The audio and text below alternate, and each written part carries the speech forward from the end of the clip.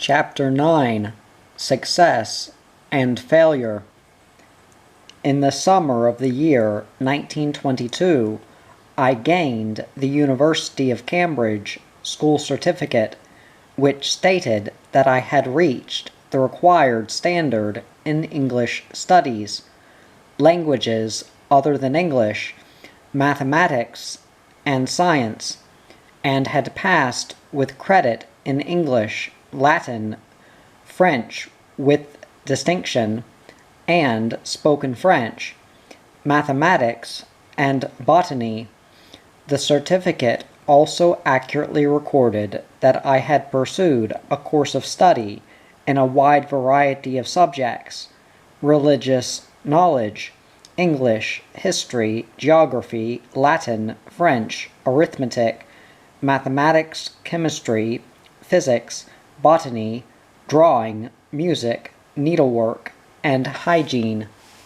It was Miss Nalder's policy to give her pupils, up to the sixth form level, a liberal education from a curriculum with a broad basis, but the wide range of subjects studied also doubtless owed something to staff changes, due to the difficulty of obtaining, in wartime and after, qualified teaching staff.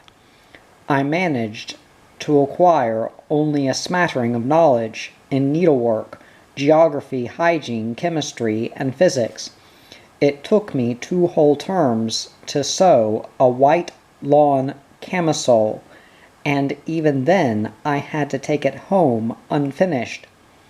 In hygiene I set out, with great enthusiasm, to implement the advice of the gem mistress, who taught us that a daily cold bath was good for health. I filled the tub the next morning with cold water and sat in it, shivering, while I soaped myself and went through the usual hot bath procedure. I spent the next 2 days in bed with a chill. Miss Nalder herself taught us chemistry and physics for a time. We had fun experimenting with mirrors and lights, and I was very proud when I could draw an accurate diagram to plot the caustic curve. I did not know that what I was learning would contribute to my understanding of the principles of range finding in the air battles of another war. Drawing was a subject in which I yearned to become proficient. I longed to have the art mistress come and sit by my side and show me how to draw, but she seemed to reserve this favor for the girls, who were, in any case, already budding artists. Any skill which I did acquire I assimilated by observing the methods of Judith, who sat next to me. Every year the school took part in an external drawing examination, in which the candidates were required to make pencil drawings of objects introduced for some specific purpose, to indicate texture, for instance, as with a fur necklet or a Turkish towel, or to show perspective. There was one class, however, in which the candidate could make her own choice of subject, and which was expected to show movement, such as a child riding a scooter, or a man chopping wood. During her first year at the school, my sister had made her own choice subject the picture of an incident which had impressed her deeply, and which she had plenty of opportunity of observing, namely Miss Nalder reading the Bible at prayers. The unimaginative art mistress just scolded her severely for her sacrilegious representation, and the paper had been destroyed. My sister, shocked and frightened by this sour rejection of her creative effort, was afterwards inhibited from further spontaneous artistic work. The school population had been divided into 4 houses. We, as town boarders, were grouped with the trained girls, who came in daily from outlying districts. In the Wayfarer's house, we did not do so well at house competitions, as there were always trains to be caught, interrupting opportunities for sports practice or drama rehearsals. A cherished tradition of the school under Miss Nalder was that of the annual house choir competition, when some outside musical enthusiast was invited to adjudicate. The piece of music set for the competition generally included a song in unison, a part song and a hymn. For the contest in the year 1923, I had been designated conductor of Wayfarer's choir, and during the holidays I'd been allowed to attend the local amateur operatic society's production of a Gilbert and Sullivan opera, on purpose to observe the technique of the conductor of the orchestra. A few days before the competition, the headmistress announced that the adjudicator this year would be a young man of whose capabilities she had formed a very high opinion. On the day itself, the whole afternoon was given up to the house choir competition.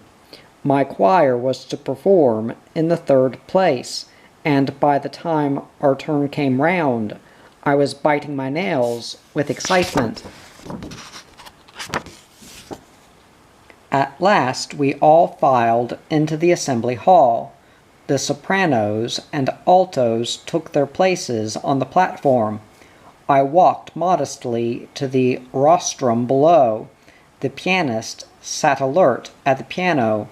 Then suddenly, in a gust of panic, I realized that I had left all the music on the classroom table.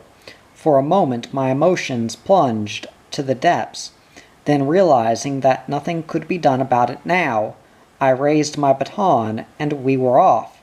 The choir went through the repertoire without a hitch, and we all joined the audience in the body of the hall. Soon the proceedings were finished, and the adjudicator, young, dark, and slim, climbed the platform and began to give his verdict. His first words made my heart swell with gratitude. I was very pleased to see, he said, that one young lady had taken the trouble to learn her score by heart, and was able to conduct without any reference to the music. My mind was so bemused by this unexpected tribute that I hardly noticed the Wayfarers had failed to win the cup. The next day the adjudicator attended our morning assembly, and after prayers were over he asked the head's permission to address us. He said a few words about the hymn we had just been singing. Then he told us to relax and stand easily with our feet apart, and with enough space between ourselves and our neighbors to enable us to sway without bumping into each other. We now had to swing very lightly from side to side, in rhythm with an exercise which he played on the piano. Do mi do, re fa re, mi so mi, fa la fa, so te so, la do la, ti re ti do. At the top of the scale he allowed himself a couple of beats pause. Then he started down. Do mi do, ti re ti, la do la, so ti so. Fa la fa, mi so mi, re fa re do. He began to sing the exercise again on the syllable O, opening this to ah halfway up the scale, and invited us, with a gesture, to join in. O, o, o, o, o, ah, ah, ah. We sang with joy and exhilaration. We liked this young man. He was on his way down now, and we caught up. Ah, ah, ah, oh, oh, oh. As soon as we reached bottom do, he altered the pitch from middle C to C sharp. Then next time up a semitone to D, to E flat, to E effortlessly. We trilled up the scale, not realizing that before we turned down again, we had soared up to top G with ease. It was no wonder that the girls in the upper school were captivated by the effervescence of that young man over 40 years ago. His name was Dr. Malcolm Sargent. Chapter 10, Adolescent Rebel. Although we loved home, my sister and I were not reluctant to return to school after the holidays. To us, this meant a return to the lovely landscapes of the Lincolnshire walled country and the graceful Georgian architecture of the streets of Louth, and we were grateful to our parents who lived thriftily in order to make it possible for us to experience these simple joys. In Scunthorpe, the view was obstructed on all sides by barren piles of grey slag, and not even the glow in the sky when molten metal was tipped out of the furnaces could compensate for the perpetual ugly belch of the steel works. Crosby School, empty of children in the holidays, seemed a dingy and dusty place nowadays, the corridors impregnated with the odor of damp corduroys, and the window-sills loaded with pots of wilting geraniums. When Judith and Eileen came to stay with us in the summer holidays, however, we presented to them the best we knew of our hometown. In the lanes we exercised the aging Tips, who was still game to dive into a hedge in search of a rat or a rabbit, and we went on picnics to Thornton Abbey and Alkborough. We were invited to take our friends round Frothingham Works to see how steel was made, and in the rolling mill, the fathers and big brothers of Crosby School boys, who were controlling the apparatus, amused themselves by making us jump for our lives, as the red-hot strips of metal appeared to be coming snaking straight towards us. There was positively no recreational activity at that time in the town suitable for girls of our age. My sister and I became for a time junior members at a reduced fee of a tennis club, but were required to use the courts in the mornings only, which gave us no opportunity of meeting other young people. At Louth, on the other hand, in the environment of a small country grammar school, we worked and played together as members of a community almost as intimate as that of a family. In the rare cases of antisocial behavior, our school motto was invoked, E pluribus unum, and it was impressed upon us that if someone had gone astray, we were all involved in the blame. Thus we assimilated a sense of responsibility towards the weaker brethren in the wider community of the world around us. It was because we knew that our teachers were sincere that we accepted their precepts and made truth and honor our ideals. Our personalities, they told us, were made up of body, mind, and spirit. So, for the good of our bodies, we took part enthusiastically in gymnastic displays, and hockey matches, and country dance festivities.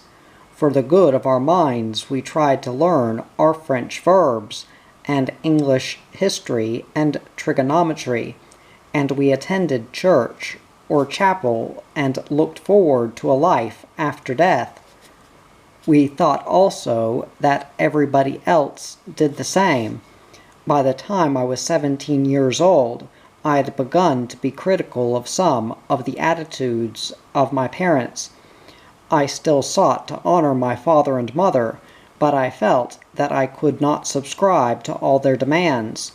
My father, for instance, was very sensitive to the opinions of the neighbors, and whenever I behaved in a way that he considered outrageous, which was pretty often, his reprimand generally ended with the words, "What will the neighbors think?" Cycling down the high street with your hands in your pockets, he would exclaim, "Suppose the constable had seen you, and there had been a court case, and your name in the papers, what would the neighbors say?" Or the headmaster's daughter eating ice cream in the street. Suppose you had met Miss So-and-so, or Phyllis, stop shouting. What will the neighbors think? One day I answered back. "I don't care a hang what the neighbors think," I retorted. "I know you don't," my father said angrily. "You'll come to a bad end, my girl." "I'm not going to stop shouting just for fear of what the neighbors might think," I said, anxious to make my point. "If it's wrong to shout, I'll try to stop shouting, but I'm not going to do it just because of what the neighbors might or might not think." My father could not see my point. Another catchphrase to which I began to take exception was the behest that I should do something or other because it was my duty to do it. I had not studied Wordsworth's poems in vain. "Duty," I said scornfully one day. "I hate the word duty." "Of course you do," stormed my father. "Duty," I repeated. "Stern daughter of the voice of God. It's a hideous word." "We were brought up to think that duty was a noble word," interposed my mother. "Oh, well," I said, "you're a Victorian." "Victorian, and proud of it," countered my mother. "Well, I'm sick to death of the word duty. It was my duty to keep my drawers tidy and to make my bed neatly. I hated making the bed. At school I could get out of this duty by bargaining with my sister. If she made the bed, I would clean her hockey boots. Strictly speaking, she got the better of the bargain, because black beetles inhabited the boot cupboard. It took a conscious effort of will on my part before I could bring myself to put my hand down the boot. That summer it was my turn to sit for the Lindsay Senior Scholarship, which would give me entrance to a university. I failed to pass it, and my father became anxious about my future.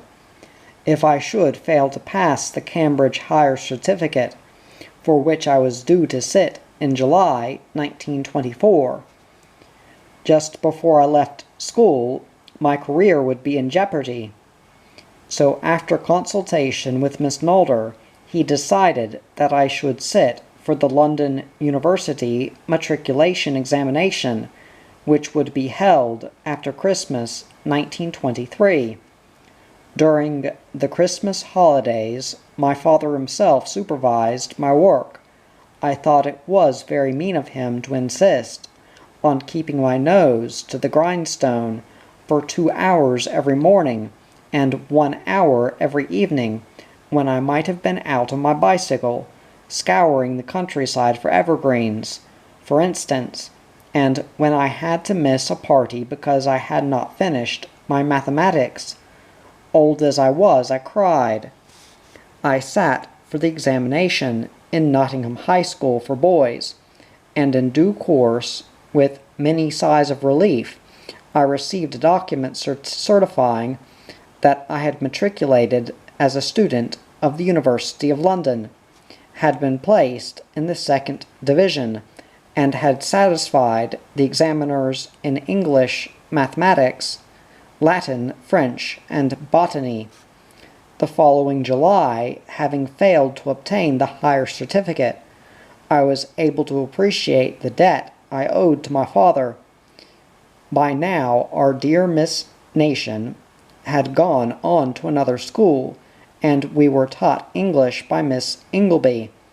One day, those of us with literary aspirations were excited to learn that Miss Ingleby was proposing to start a poetry writing club in the school. It was announced that there would be a competition to decide who were to be the first members of the club, and some of my classmates urged me to enter for it. "I can't write poetry," I said. "Well, have a go," said Rowena. "You're good at compositions."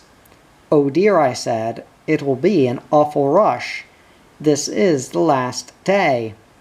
During the next lesson, my mind wandered from the solution of the theorem I was working on.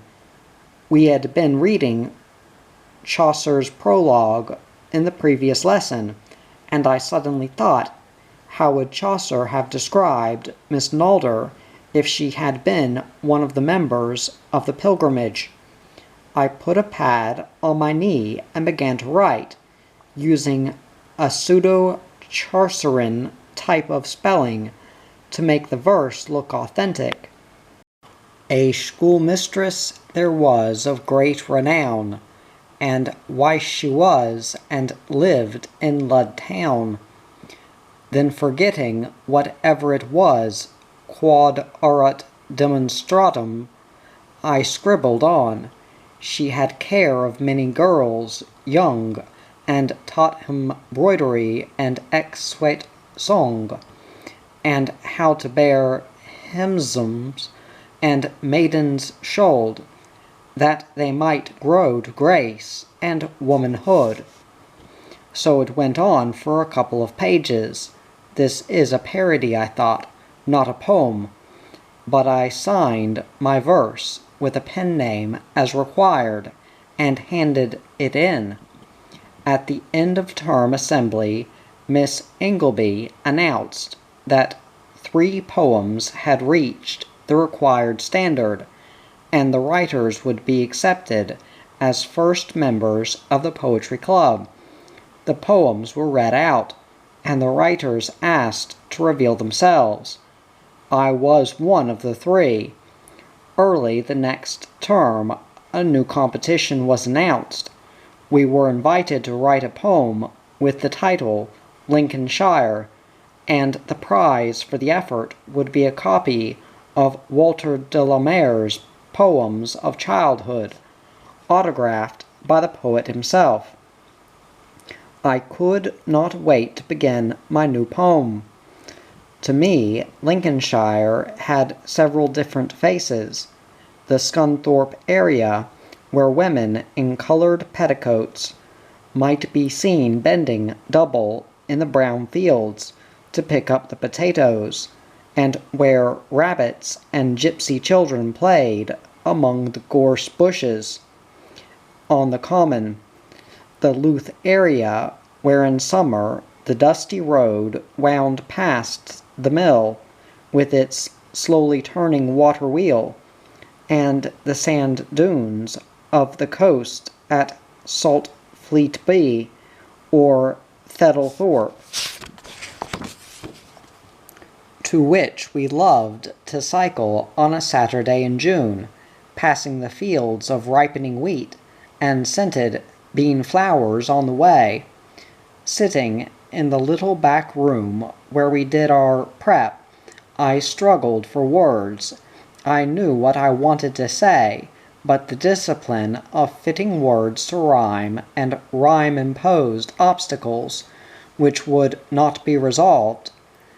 The task took me the concentrated labor of a whole afternoon and evening. The resulting brief poem won the coveted award, and since then numbers of children in England and in far-flung places have enjoyed such poems as If I Were Lord of Tartary, which I have taught them from my book. During my last year at Louth, I was a school prefect, and of necessity, since there was no other wayfarer in the sixth form, I was also their house prefect. I found the task of living up to these elevated positions sometimes rather a strain. One Monday morning, I heard the head girl asking for me. "Where's Phyllis Taylor?" called Muriel. "Oh, hello, Phil. What have you been up to? The head wants to see you." "What about?" I asked in alarm. "Search me," replied Muriel, "but you'd better hurry." I walked towards the head's study, taking my time in examining my conscience with a fine-tooth comb as I went. I could find positively nothing which might earn a rebuke. I knocked at the door. "Come in," called a cheerful voice. I entered the room. "Oh, it's you, Phyllis. Sit down. I want to talk to you." "Well now," the headmistress continued, when I was settled, "did you have a pleasant weekend?" "Yes, thank you, Miss Nalder," I replied primly. "What did you do?" Good heavens, I thought, how could I remember what I had done at the weekend?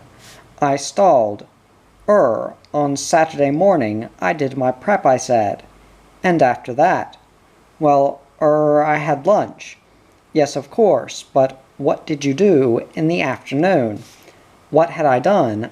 "I can't remember," I said feebly. "Perhaps you went for a walk."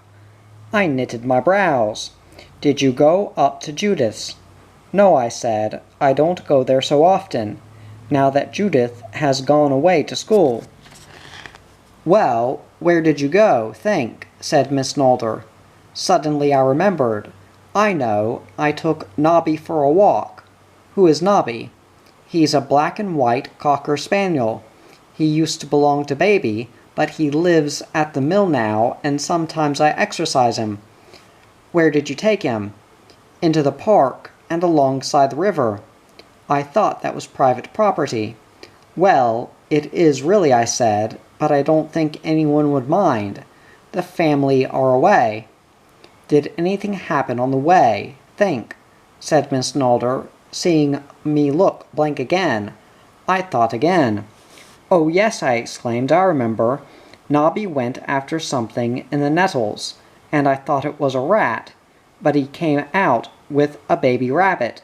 He's not supposed to chase rabbits, so I took it from him and threw it into the stream. As soon as it touched the water it came to life again and began to swim, and Nobby jumped in after it. Perhaps we had been seen, and this was my peccadillo." "Well, what happened after that?" was the next question. I was beginning to feel rather uncomfortable. What was the point of this catechism? "We went on with the walk." "Did you meet anyone on the way?" "No," I began. "Then, well, there was a man fishing." "Who was he?" "I don't know." "Did you speak to him?" "Yes," I replied eagerly. "And you did not know him?" said Miss Nalder, raising her eyebrows. "He was on the other side of the stream," I went on. I had never seen anyone fish like that before, and I said, "What a funny way to fish," and he told me he was fly fishing. Was that all? "Oh, no," I replied. "I asked him if I could have a try, and he said, 'But you can't get across the stream.' So I said, 'Oh, yes, I can. There are some stepping stones further up.' I ran across the stepping stones, and he showed me how to cast the fly. He gave me a fly, too. They're pretty." "And you had all this conversation with a man to whom you had not even been introduced?" "Yes, I did," I replied, faltering a little. "What would your parents say if they knew?" "Nothing," I answered in surprise. "When I am out with Daddy, he often talks to people he does not know. He says there is always something which one can learn. I was learning about fly fishing." "But, child," said Miss Nalder, "there are conventions about such things." "What are conventions?" I asked. Miss Nalder hesitated. "Well," she said, "you might say that conventions are rules made by some members of a society for the protection of the others." I was puzzled. "Isn't not speaking to people rather a silly rule?" I said. "Conventions are devised," said the headmistress, "for the protection of the weaker people in the community. It may be all right for a person who has a good home and has been given right standards of conduct to start a conversation with a stranger, but if she is a girl with no principles, or if he is a cad, the consequences might be disastrous." I began to see daylight. "You mean," I said, "that I ought to wait to be introduced because if I don't, some time another girl may find life more difficult?" "Exactly," said Miss Nalder. "That is one of the responsibilities of growing up." A thought occurred to me. "How did you know I had met this man?" I asked. "Because the Major has been talking about it," she replied. "But I don't think I told him my name," I said, frowning. "Well, you know, Phyllis," said Miss Nalder, "your hair makes you easily identifiable, and I don't like my girls to be talked about. Now I think you had better go back to your class." On the evening of my last school day, I went for a walk alone to say goodbye to the haunts of my youth. As I lingered under the sweet-smelling lime trees in the rain, memories crowded into my mind of the boarding house picnic when, on the hillside there, in the middle of eating jam sandwiches, I had found I was sitting in a patch of four-leaved clovers, of the successful ambush set by the Kingfisher Patrol at this point to capture the Swifts, and the life and death struggle which followed, when Baby and I had triumphed over four of the enemy, or the time when I had won the obstacle race in the school sports, of goals saved in house hockey matches, and the discovery of a bed of sweet violets at the far end of the hockey field, of carol choir expeditions, when, with candle-lit lanterns swinging, we wound up long garden paths to sing our carols to local dignitaries, of summer cycling jaunts, the eagerly anticipated trips to the sea, and how a bunch of us would undress among the sand dunes on a deserted beach, swept by a biting east wind, and pad out across the hard, wet furrows of sand to the distant sea, of the old girls' party the other evening, which we had been privileged to attend by virtue of our membership of the upper sixth, and where we had danced with each other all the evening, until the culminating romp of the Sir Roger de Coverley dance. It was fashionable to shed tears on the eve of one's departure. An epoch was over. I was unhappy at the thought of leaving school, but honesty compelled me to admit that I was also looking forward to the future. Who knew what was going to happen next? Chapter 11. Young Lady. I left school at the age of 18 years. My sister was now an undergraduate at Cambridge University, and my father's finances were somewhat strained, since I had not obtained a qualification which would admit me, without fees, to a university. My father recommended that I should study at home for an external degree of the University of London under the tuition of a well-established correspondence school, as he had once done himself. The fees were paid, the books bought, the studies begun, but I managed to complete only a few of the assignments, and it was a disappointment to my father to find that I did not inherit his love of study for its own sake. I would much rather be out on my bicycle exploring the countryside, or helping to run the Girls' Guide Company, or just taking tips for a walk.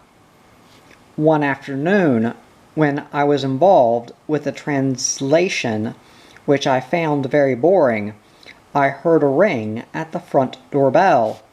The caller turned out to be the newly appointed curate of the parish, and after my mother and I had talked to him for a time, he revealed the purpose of his visit. He was proposing to establish a Boy Scout troop in connection with the parish church, and he was looking for an assistant who would take charge of the eager little fellows who were too young to be fully fledged scouts, and who had their own organization as so-called wolf cubs. This, it seemed, was a role which I was eligible to undertake. "But I don't know anything about wolf cubs," I protested. "It's only a question of playing games with little boys," answered the scoutmaster, "and teaching them how to tie knots and do all the other things you do at guides." I gave a doubtful consent, and soon scouting became the joy of my life again, as it had been years before. I played with the cubs in the evenings once a week in the parish hall, and we went out on trapping and woodcraft expeditions on Saturday afternoons. I knew afterwards that my mother would have liked to keep me at home with her and teach me how to cook and run a home, but my father foresaw that I should probably need to earn my own living and must be equipped to do this. When, after the Easter holidays, a vacancy occurred for a teacher on the staff of Crosby School, he invited me to make application to fill it. Soon I found myself in the position I had dreamed about in Miss Smith's class, with little boys now wearing rubber running shoes and woolen jumpers instead of the hobnailed boots and starched collars sitting in front of me. I was appointed as an uncertified teacher, not yet trained, and my salary was £5 a month. But I was gaining valuable experience before going to college, and I found teaching fun. When my father opened my classroom door in the middle of the first morning and said cheerfully, "Well, Miss Taylor, how are they getting on?" I restrained my laughter with difficulty. There was one side of life, however, for which I had had no training whatsoever. In spite of my advanced years, I was now nearly 20 years of age. I had absolutely no knowledge of the relationships involved in the experience of falling in love. During my vulnerable years to date, the young men whose society the teenage girls might have enjoyed had been enduring the degradations of trench warfare and the subsequent upheaval of adjustment to the need to embark on a career. We had had to learn how to do without male society at Louth, and now that I was free to enjoy it at home, my father put obstacles in my way. On no account would he allow me to attend a dance, which was to be held in a hotel, and I shed bitter tears when I had to decline invitations. I was aware by now of the power of my biological urges. In confirmation classes, it had been impressed upon us that the body was a trust from God, and that every human being was a reflection of the image of God, and his personality must on that account be respected. Mother, too, had done her best to fulfill her responsibilities with regard to my enlightenment in matters of sex. She had told me that I must not pursue members of the opposite sex, and that I was never to allow a man to take liberties with me. I must also be careful not to provoke him to a point beyond which he would be no longer able to control his actions. She emphasized also that it was considered bold for a woman to offer love to a man before he had expressed affection for her. During my last year at school, the pupils and the head mistresses together had given a pageant of Luth, which had been staged in the town hall, and to the excitement of the sixth form girls, some of the pupils from the boys' grammar school had been included in the cast. They rehearsed in their own premises until the day before the first performance, when a dress rehearsal was held in our school hall. This was exciting enough, but the next night more thrills were in store.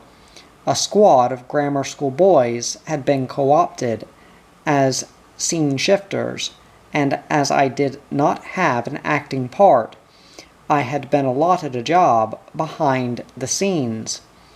1/6 former taking the part of a scholar of Luth Grammar School in the time of Edward VI, and speaking French with grace and fluency, was a positively heroic figure in my eyes. I felt my own personality blossoming in the presence of these young gods. If the acquaintance had continued, I should doubtless have fallen under the spell of one or other of them. I was still a schoolgirl in temperament, my retardation being due perhaps partly to my home upbringing, partly to the restrictions of my school life, and partly also to the after effects of my illness. On rare visits to the cinema, when I saw luscious kisses exchanged in screen close-ups, I would wonder what was the impulse which drove people to indulge in such antics. But the little boys who had once been my schoolfellows at Crosby, who had brought me a puppy and taught me to ride a bicycle, and treated me to chips from the fish shop, had now grown up too, and when I was first kissed I found it quite amusing, but not terribly disturbing. I was looking for the ideal man who throughout my school days had been represented to me as one who'd be a very parfait, genteel knight, who would use his strength to protect my weakness, and come galloping to my rescue in any adversity. When my mother sighed for the beauties of the country in which she had been brought up, the parklands of Warwickshire and the mountains of the Welsh border, I used to defend in dignity the delights of Lincolnshire and enumerate the pleasing prospects of Scunthorpe, for which I had a great affection. If only my mother would have ridden a bicycle, I could have introduced her to the beauties of Broughton Woods, where lilies of the valley grew in great profusion, or the winter solitudes of Twigmore Woods, which later on were clamorous with the noise of the black-headed gulls nesting on the ponds there. Scunthorpe was growing up. Occupation Lane was now a properly surfaced road, cutting right through the countryside to Keedby Bridge, over the River Trent, to ride down the hill on a sunny January morning, and hear the larks singing as they rose from the strips of stubble in the empty fields, on either side gave me intense pleasure, or in June to cycle along Dawes Lane among miles of steelworks and come to Appleby Woods, bordered with banks of rhododendrons in bloom, or turn left and make the return journey via the village of Appleby and over lonely Risby Warren, would be an undertaking which satisfied for the moment my aspirations after beauty. On the way I would call on my friend Dorothy Caswell at the big house on the corner to see what success she was having with her experiment in growing mushrooms, and when I arrived home tired and hungry, there was always a shining house and a cozy supper to come back to. Sometimes my sister and I made an expedition together, and when that summer we heard that there was a safe bathing place in the little river Enclome near Brigg, we decided to go and swim there. My only chance of learning to swim had occurred during our annual summer holidays, when for a few days we had been able to visit a swimming bath. I thought I could swim, as I had thought I could ride a horse. If other people can do it, so can I, was my maxim. But I had not yet tried my strokes in the deep end of the baths. My sister had had other opportunities, and was by now quite a strong swimmer. After a cycle ride of 7 or 8 miles, we found the bathing place at a spot where an arched iron bridge crossed the river. On the opposite bank there were some sheds in which coal was stored for use on the barges. 3 or 4 lads in bathing trunks were reclining there. On the near bank there was a changing room for female swimmers, consisting of a ramshackle cow shed, the floor of which was deep in dried dung. We swept away the spiders and hung our clothing on the palings, and then stepped out to enjoy our swim. On our side of the river, the bank overhung the water, so we padded across over the bridge. The boys took no notice of us. The distance from bank to bank looked no more than the width of a swimming bath, and I was confident that I could make the trip successfully. "Well," said my sister, "if you feel tired, take hold of me." We slipped into the water and began to swim. Breaststroke was the only swimming stroke that I knew, and I was apt sometimes to have difficulty with breathing. As we were approaching the middle of the river, a ripple slapped me in the face and filled my lungs with water. I dropped my feet to find the bottom, so that I could recover my breath. There was no bottom. The water closed over my head. I resurfaced and threshed out for my sister, grabbing her, and we both went down. As we struggled to the surface again, I heard a faint cry of help, then a masculine "Good Lord," and a series of splashes. Someone kicked me onto my back. A pair of strong hands took hold firmly under my ears, and I was swiftly pulled into the bank. I never knew even the name of my rescuer. Chapter 12.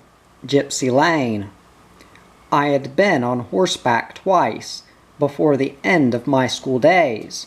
A few years earlier, the family had gone on a summer holiday to Shrewsbury, taking our bicycles on the train with us so that we could explore the countryside. One morning, when we were eating our sandwiches after a long ride to Mount Corndon, a farmer on horseback had come by and stopped to chat. I jumped to my feet at once, eager to fondle the horse, and the farmer put me up in the saddle. I found it thrilling to sit so high above the others, and while the man and my father were engaged in conversation, I turned the horse to look downhill. Thus headed for home, he took off, while I, bouncing up and down in the saddle, hung on for dear life. The farmer came hollering behind us, afraid, as he told us afterwards that the horse, which was a hunter, would take the 5-barred gate in one leap. However, I managed to pull hard enough on the reins to halt my mount, and I was thrilled by the experience.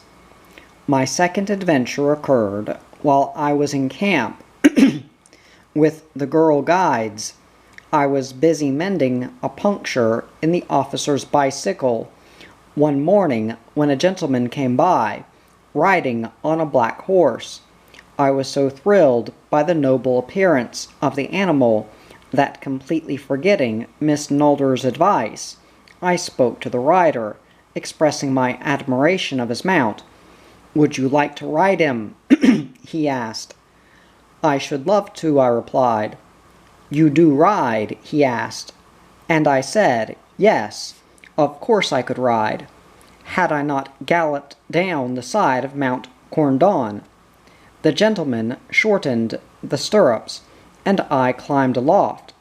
Sailor King trotted amiably down the drive, and in spite of the fact that I was made rather uncomfortable by the horse's gait, I felt very grand.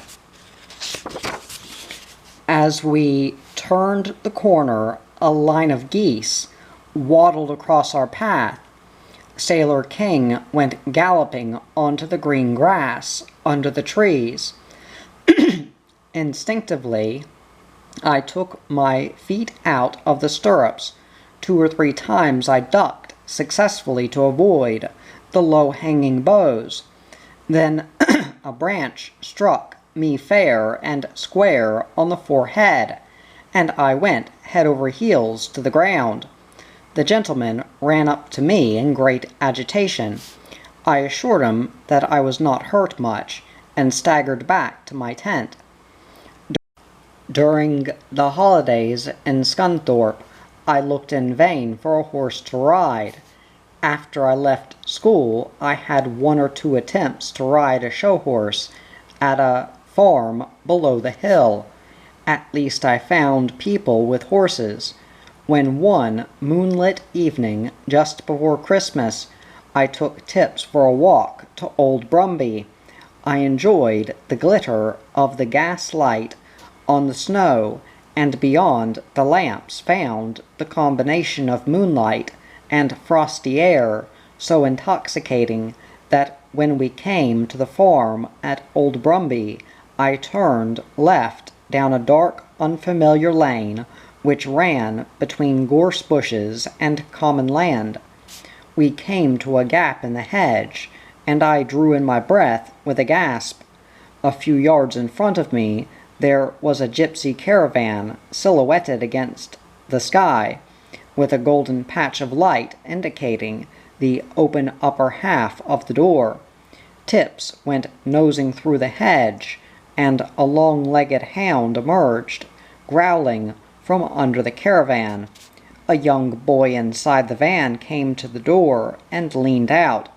I stood unnoticed, half hidden by the hedge, and began to sing a carol softly. After a wondering moment, the boy leaned further over the door and called out, "Uncle Fred, there's a Dynalo Monshi." A figure detached itself from the shadows at the back of the van, and a man approached me carrying a loop of jingling harness on his arm. He silenced the growling dog as he passed, and came to stand facing me on the other side of the gap. I wanted to run away and run fast, but I forced my feet to remain anchored to the ground. During my last term at school, we had been reading in our literature lessons the book Lavengro by George Borrow, and I longed to get to know the gypsies. So now, exercising the Romany words that I had picked up from the book, I said, Romanchel Touchon, are you a gypsy? I, answered the man. There was a pause, then I said, May I meet your womenfolk? He pointed to the caravan where a crowd of people had gathered and were now hanging over the open door. As he led the way up the steps and into the caravan, Tips and I followed. When I was inside, I looked round me with amazement. On the left of the entrance, a bright red coal fire was burning. A polished brass and copper chimney canopy curved from it up to the roof. On the wall opposite to the fire, there was a glass-fronted cabinet containing a mason's ironstone ware, jug, and other pieces of crockery.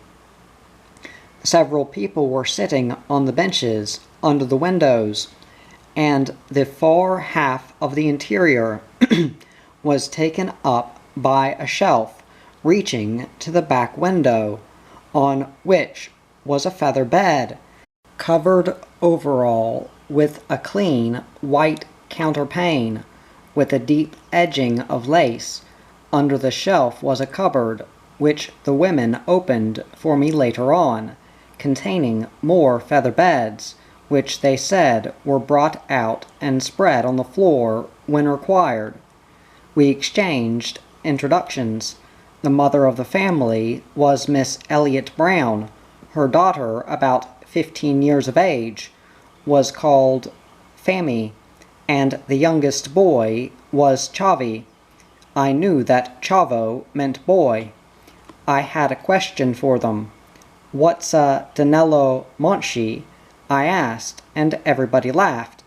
Well, miss, said Miss Brown, slowly, a Monchi's a woman, and Danilo. They laughed again, and Miss Brown put her finger to her head. Crazy, I said, and she nodded. I smiled. I was singing a Christmas carol, I said. Doesn't Chavi learn to sing carols at school? There was an embarrassed silence. Then Miss Brown explained that as they were always on the move, it was difficult for them to put their children to school. She changed the subject. That's a nice little duckle, she said, indicating Tips. Yes, I replied, he can catch a shushy. And they all laughed again. Have you got agree that I could ride? I added. Yes, they had no saddles, but they had plenty of horses, and I was welcome to ride any of them. So the next day I persuaded my father to accompany me on a visit to my gypsy friends, but they seemed nervous and the conversation did not flow easily. They were probably afraid he might insist on their sending the children to school. After that, I often went to look for the caravans in Gypsy Lane.